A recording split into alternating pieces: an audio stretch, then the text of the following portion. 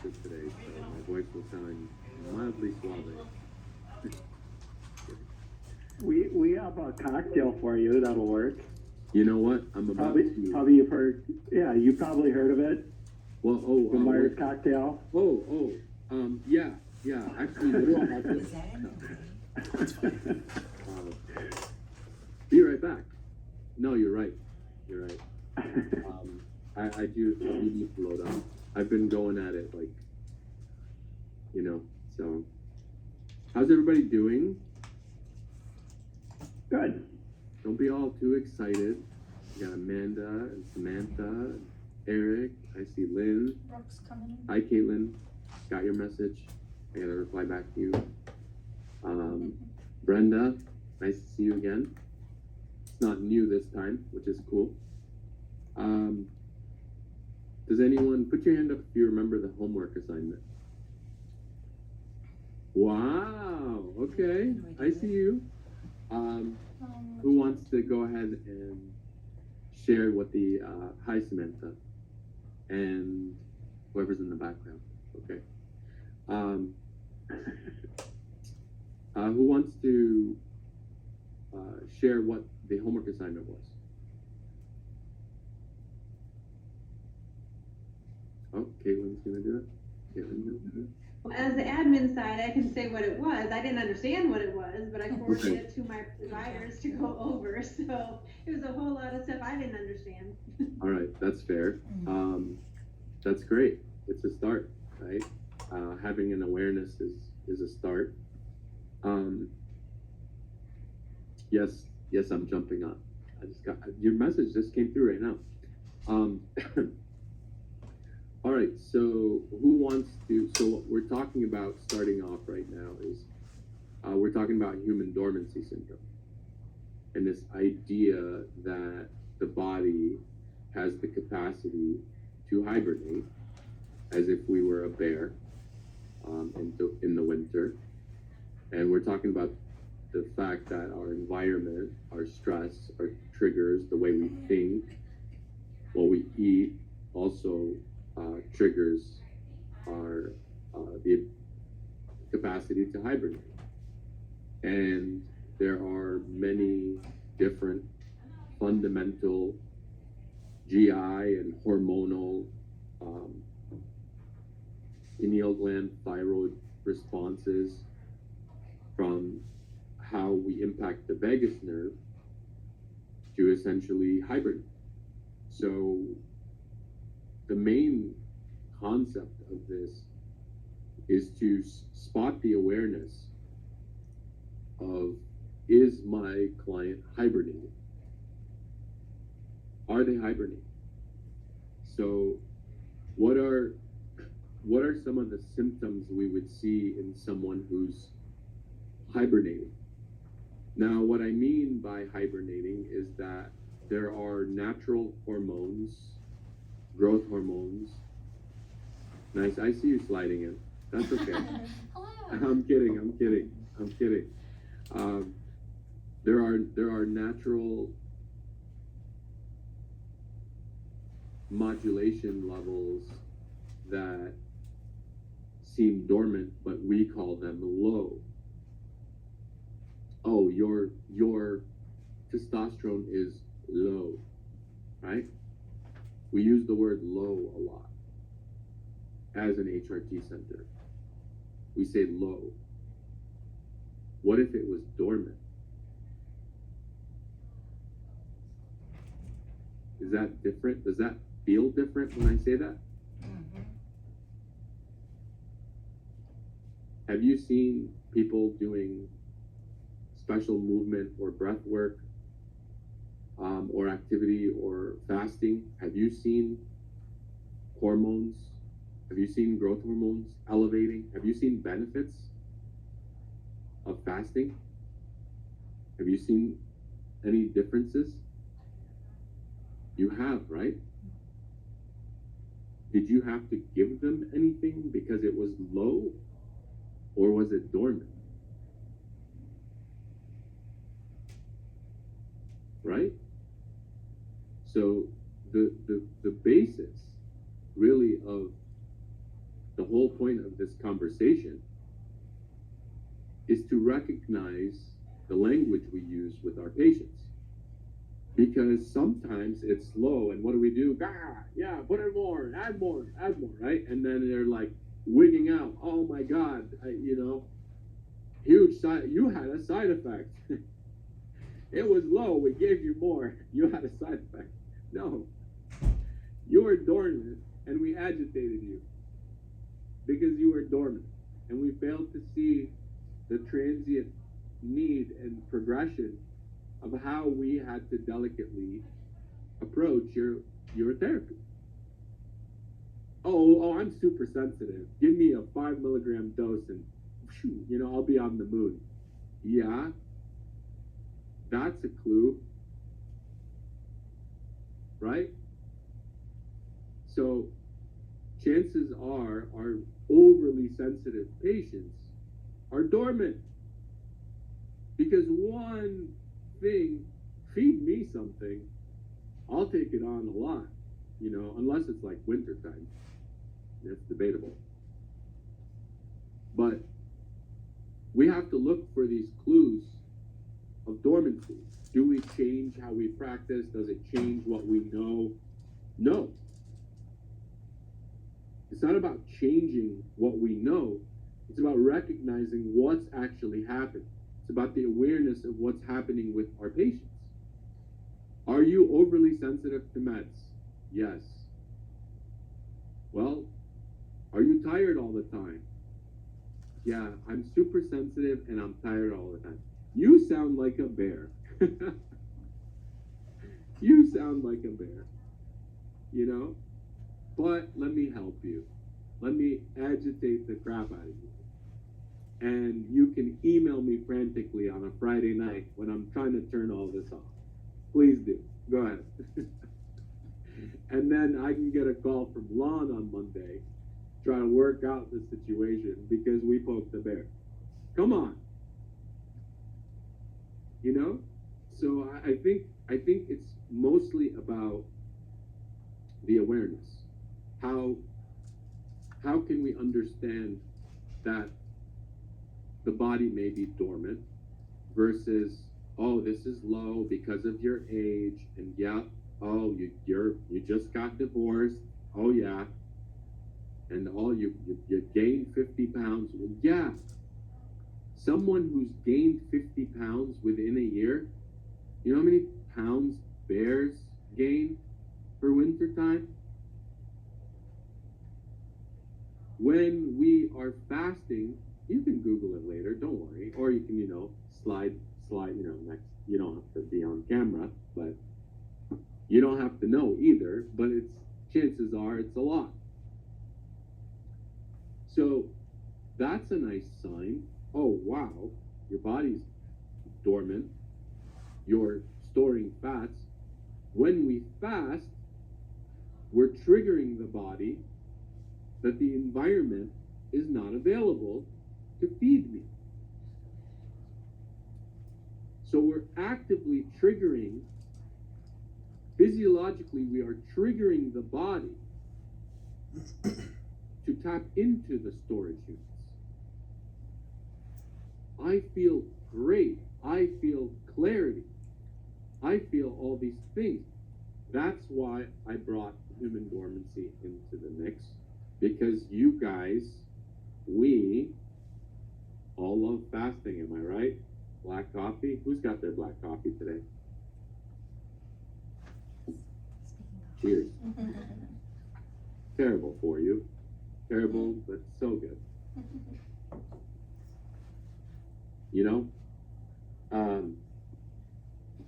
Well, that depends on your liver enzymes. Coffee might be good for you. So understanding the power of dormancy and what fasting does in someone that is in a huge state of dormancy is powerful. Brenda, what's on your mind? Come on, let's hear it. Well, we were just, I kind of broke my fast in a bad way today already Okay. with like a little stuff to do. You had a cookie? A cookie, yeah, with frosting on it. And now, yeah, I feel like crap. Okay. So here I am, like, it's like I knew kind of thing. And I was, Yeah, I know it. I knew it, but I felt like it felt rebellious at the moment, and it made me feel better for like 2 seconds, and then I'm like, why did I do that? you know, I think that's okay though. Like, I think, you know, I think that if that happens, it's okay. Because it's like, you can fast the rest of the day and keep going on your journey. It's fine. You know, I feel like we're too hard on ourselves, and we can be too hard on our patients as well. And then it just becomes very tough to follow. I mean, one of the greatest gifts of intermittent fasting is to remove a body from dormancy. Have you ever understood the impact of fasting on the vagus nerve? Anyone? All right, you have a new homework assignment. What does fasting do? How does fasting impact the vagus nerve? See, like, we're not doing brochure infomercials and all these things on this in these sessions together. We're having a good time trying to understand the complexity of every freaking person walking through our door and adding a bit of awareness and tools to help us out in the situation. How many of you prescribe thyroid meds on this call? Brenda? You know, Samantha's team, you did okay, cool. What do we got? All right. So, thyroid is in the mix, right? So, if someone is fasting, what if someone is dormant, and hibernating, what happens to good thyroid? What happens to the thyroid pathway? What happens to T4? It converts? Or does T3 convert? What's the pathway? Anyone? What's the T1, T2, T3, T4 pathway? This is important because the thyroid is the gas pedal for our car. We are the car. The gas and the brake are the thyroid. The medicine may be slamming on the gas or slamming on the brake, depending on if a patient is hibernating. Would a bear sleeping appreciate you pressing full throttle if you're going cruise control on the gas? Would a bear appreciate it? Would it appreciate it if we pressed on the brake? Slammed the brake? No. It won't like it. It wouldn't. Put your hand up if you thought something was going to happen when you prescribed thyroid medicine and it just kind of went haywire, or it didn't work, or it was just like I'm constantly chasing a level. Put your hand up if that's happened to you. Brenda, thank you for being honest. Thank you. It happens to all of us because we have to determine if A, the car is on cruise control, B, what speed it's going, C, is the miles per hour appropriate? I'm literally virtually trying to drive and control a car every time I prescribe thyroid medicine. So the delicacy of understanding that would allow us to establish a potency. And one thing we can do, since we have, should we draw something? Should we draw something today? I feel like drawing this. Hold on. Where? Love his hair. Mm-hmm. I feel like Mr. Rogers. Well, got my sketchbook here, and Do you I think know it would be who Mr. wonderful. Rogers is, Andrea? So we have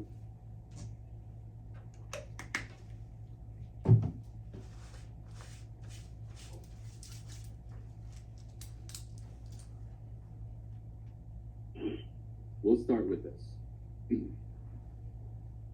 We have T3 and we have reverse T3. When the body is in hibernation, it goes into reverse T3 to target the same receptor.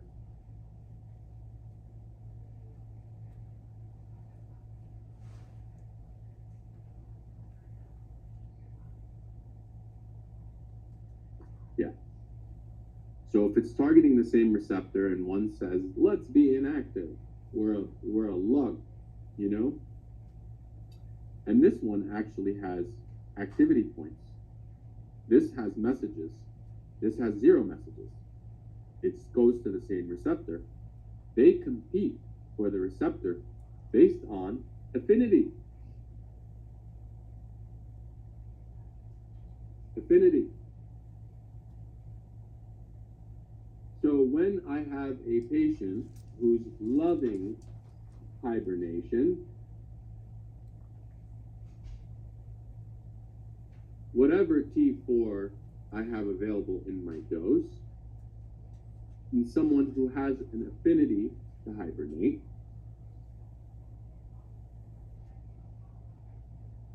my conversion ratio decreases.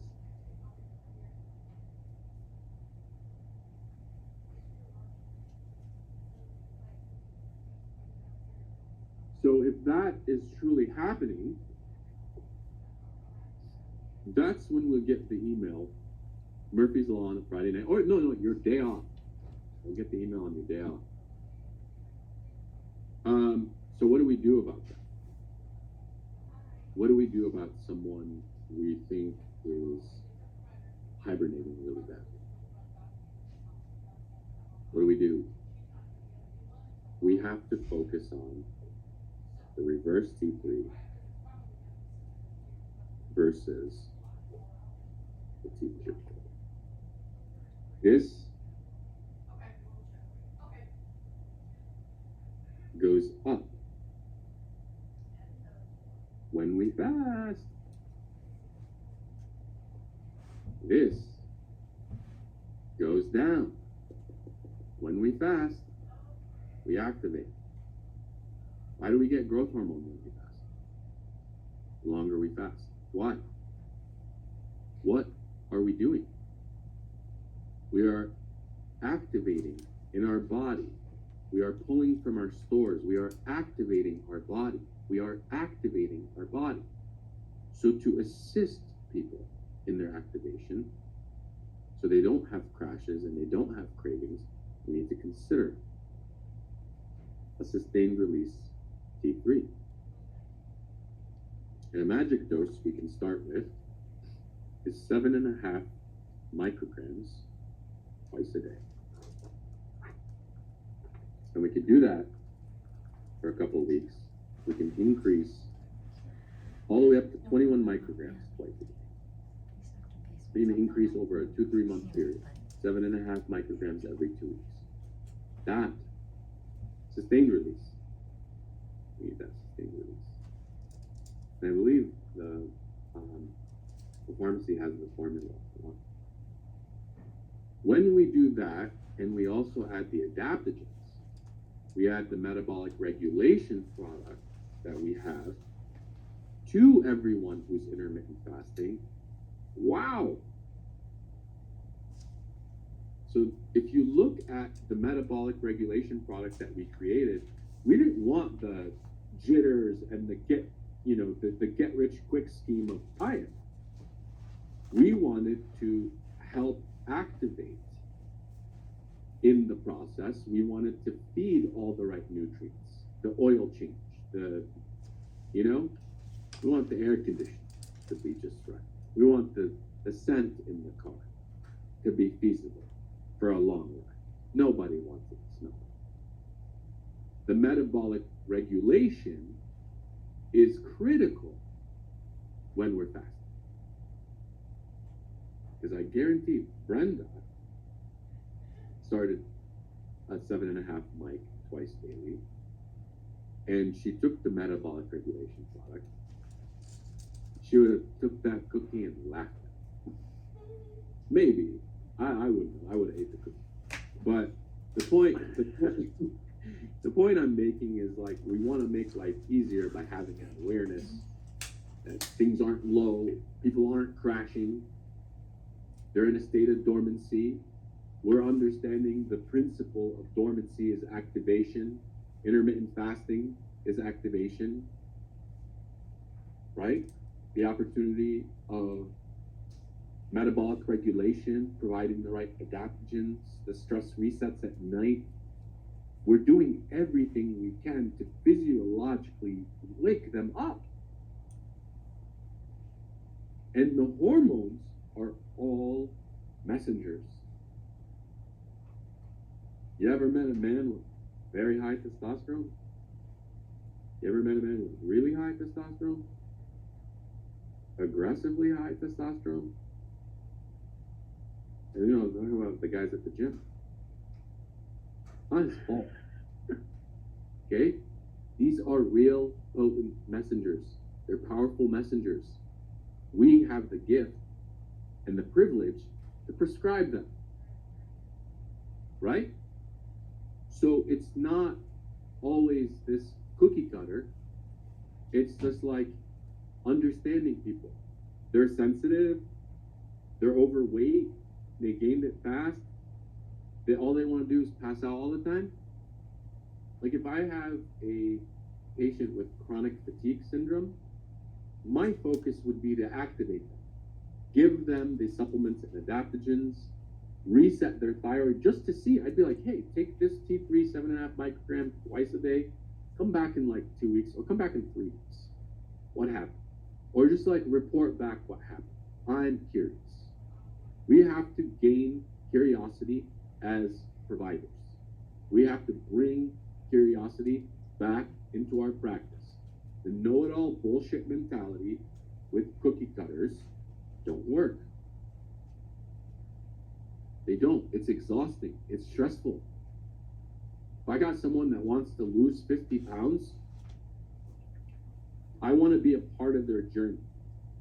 I don't want to stuff something down their throat. So the programs that we have are amazing pillars if we use all the pieces for them. If we like have one or two things that we're like absolutely in love with what we're doing, and it worked on a few of them, so like now we're just like pounding it out. Okay, cool. Chances are in your area they're all kind of watching the same thing, or go to the same restaurant and drink the same water. Sure. There's a sense of normalcy in your area that'll happen. Wintertime versus summer, trying to get a patient into the summer in the Midwest. Love, right? So, I think the moral of the story, we should have, do you guys want a moral of this story? The moral of the story is deficiency, dormancy, dormant is pivotal. It's pivotal. Everything else, low, sure, we can use the word low. But I don't like the word. I don't like the word high. I like the word hyper. I like the word hypo. Low and high I don't like, because it's like it gets the psychology of a patient to think, yes, I'm kidding. It gets a patient to feel like they're jumping a hurdle. Then they won't understand. Well, isn't it supposed to be 1,000? Isn't it supposed to be 100? Because we said low, we said high. We just created a measurement for our patients to comprehend something. So we may be like, well, normal is here, but we're not normal. We go by whatever. However, you should be at 1,000.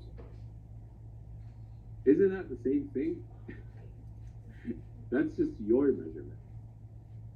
So, being mindful that if we're asking people to fast, where are they in their state of dormancy? What are the signs? Can we remember 3 things? What are 3 major signs of dormancy? Go, give me one. Sensitivity to medication. Sensitivity, big one. Second one. Tired all the time. Tired all the time. Thank you. Third one.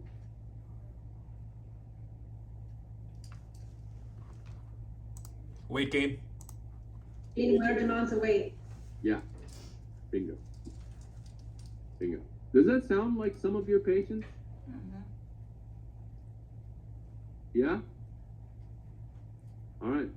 So what we didn't know coming into today's session was that we got a bunch of bears we're treating.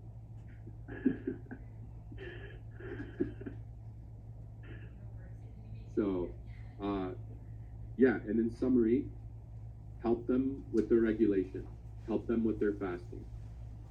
Understand the potency of the words dormancy, of,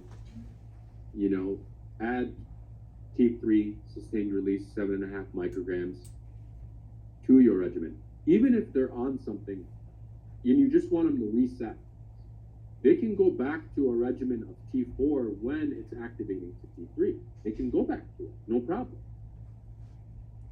They can go back to it. But they need at least 6 weeks to 12 weeks to be able to do that.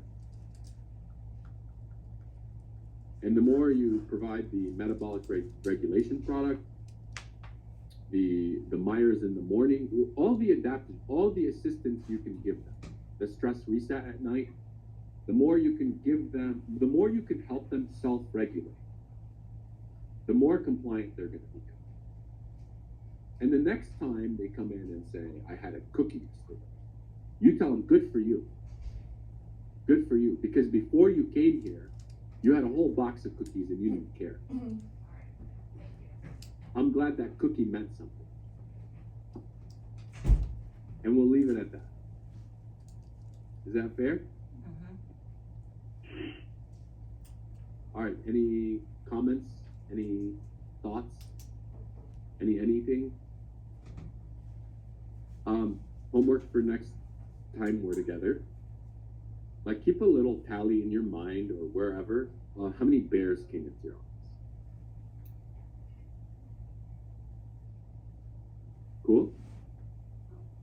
Is that fair? All right. Now go grab your honey and get out of here. Thank you guys. Thank you. All right, take care. Bye. Bye.